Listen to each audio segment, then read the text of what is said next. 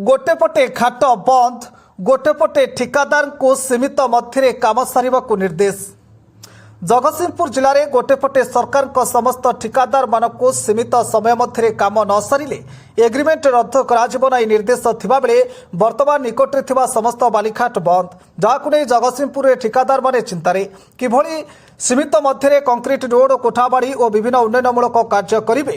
अन्यपक्षे साधारण लोकंकर मध्य घर खंडे करने हटहटार शिकार होती जितेबाला निकट में समस्त बालिघाट बंद पड़ा बेले कटक जिले में घाटू गोटे पटे बाली 10 ରୁ 12 हजार नेउथिबा बेले अन्यपटे कटक जिले में घाटू बाली नहीं आसुथिबा हाइवा गुड़ी को पुलिस चोरा बाली कही बाली हाइवा गाड़ी को निज हेफाजत को नहीं मोटा आकार में लक्षाधिक टंकार फाइन, जहां नहीं ठिकादार और साधारण लोकों समस्या दिनकू दिन बढ़ुवा बेले अन्यपटे बेनामी बालिघाटू निशाचर राति प्रतिदिन हजार हजार संख्यार चोरा बाली शिखर घाट दे अन्य जिला को चोरा चालाण करा बेले माइन्स अधिकारी जापर ना साधारण चर्चा होची।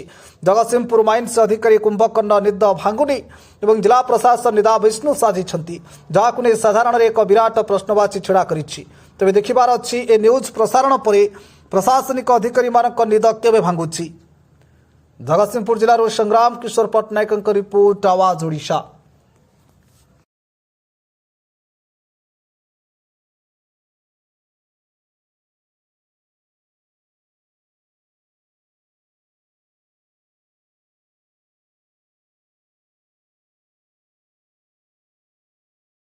बेआईन बालिड्रग टाउन थाना जगतसिंहपुर गत काली रात 4टा धराई बाली खुदार 2टा धराई से जो आलीपिंगल पाखर जो ब्रिजटा अच्छी से ब्रिज उपर तो गाड़ी मोटर गले ब्रिजटा हलुची के भांगी पड़ो से गाड़ी मोटर गुड़ाए जाऊँगी बोली गला बेलू पठेलु जो स्टाफ से 4टा धरा पड़े बाकी मैंने सेपटे से जो कटक जिला साढ़े रोचे केतटा गाड़ी साढ़े पलि गले। मो ना हूँ वासुदेव एडवोकेट घर जगतसिंहपुर। बर्तमान आम समाज रे सरकार ये नियम ए नियम पर साधारण लोके क्षतिग्रस्त होते। आम जो मैंने घर घर टे कर बाली टी दरकार बालीर रेटा 2 गुण 3 गुण 4 गुण बढ़ी जाऊँगी। केवल बाली घाटे जोटा आमर ये आलीपिंगल घाट अच्छी आलीपिंगल घाटू बाली लोके आणुचंती किंतु से सरकारी नियम नहीं बा सरकारी गाइडलाइंस अनुसार से नीलाम दिखानी नीलाम जहाँ पैसा भी दिखाई कार्यकारी कराऊनी।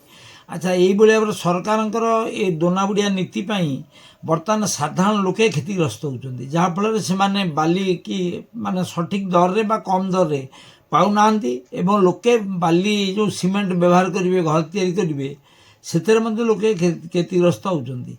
तेणु लोकों जनसाधारण को क्षतिग्रस्त ये दूरीकरण करने ये गोटे आम मेराइन ऑफिस ना मेराइन ऑफिस में देला किंतु से ऑफिस बा तार ये संक्रांत कार्यक्रम किसी ना। तेणु आमर जगतसिंहपुर जनसाधारण ए दिगरे उद्यम करने आमर आवश्यकता अच्छी। से उद्यम कौन ना सरकार यही जनविरोधी नीति विरुद्ध रे प्रशासन ये माने जनविरोधी नीति विरुद्ध रे प्रतिवाद करने आवाज उठेबार आवश्यकता अच्छी। कारण बालीटा निहाती आमर आवश्यक किंतु से आने आम करूँ अधिक खर्चांत पैसा करदेवा पड़ुची एवं जदि भी किए बाली आणिकी पहुँचला से गाड़ी की चोरा ना थाना को नहीं जाइए हैरान करा तो देखा गोटे पटे बर्तमान बहु घाट बंद रही जहाद्वारा कि कटक जिलू बाली आने पड़ुची तो जिलू आणला अधिका रेट देवा पड़ुची।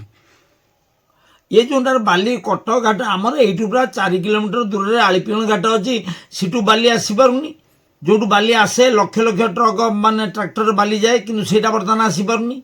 तेणुक यहाँ सरकार एवं प्रशासन भूल कार्यपाई ये समस्याटा सृष्टि होती। प्रशासन जदि ए दिगरे सचेतन होगी बालीटा ठीक भाव में जाता ताले ये समस्याटा सृष्टि होता ना।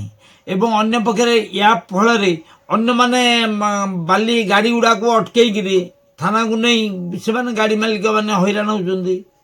तो गोटे पटे देखा जाउची जो अच्छे माइन्स अधिकारी अच्छा बाली माफिया सहित गोटे पियापिरीति करके एभली साधारण लोकों को हैरान हरकत करा जाउनी तो जहाँ साधारण रे सुनिबा को मिलुछ ना। ये संक्रांत रे आमर साधारण रे जे लोकों तो निश्चित भाव में हैरान हरकत और खर्चांत कराउची किंतु यही जो बाली पाई जो साधारण लोके क्षतिग्रस्त होची आमे जो क्षतिग्रस्त होचु या ये संपर्क रे सरकार पूरा निदा विष्णु होइके बसिबा कथा आइछि।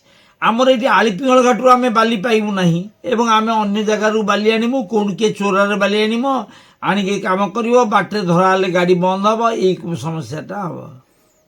ନହେଲେ ବାଲି ଆଣିବା ପାଇଁ ନିଶ୍ଚିତ ଭାବରେ ସାଧାରଣ ଲୋକେ କ୍ଷତିଗ୍ରସ୍ତ ହେଉଛନ୍ତି ବର୍ତ୍ତମାନ। ତ ବର୍ତ୍ତମାନ ସରକାର ବଦଳିଛି, କ'ଣ କହିବେ ଆପଣ?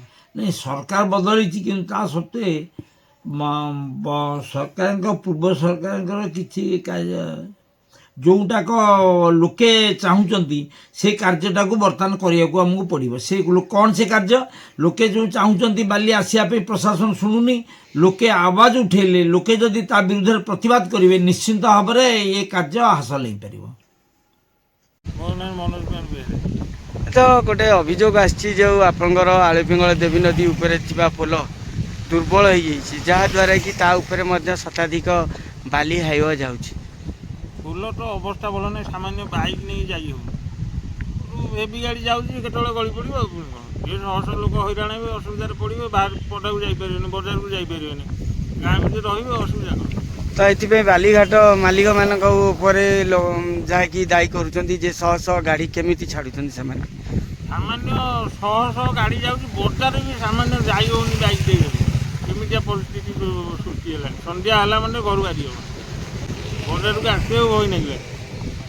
ତ ଏଥିରେ ତ ଶହ ଶହ ଟ୍ରିପ୍ ବାଲି ଯାଉଛି।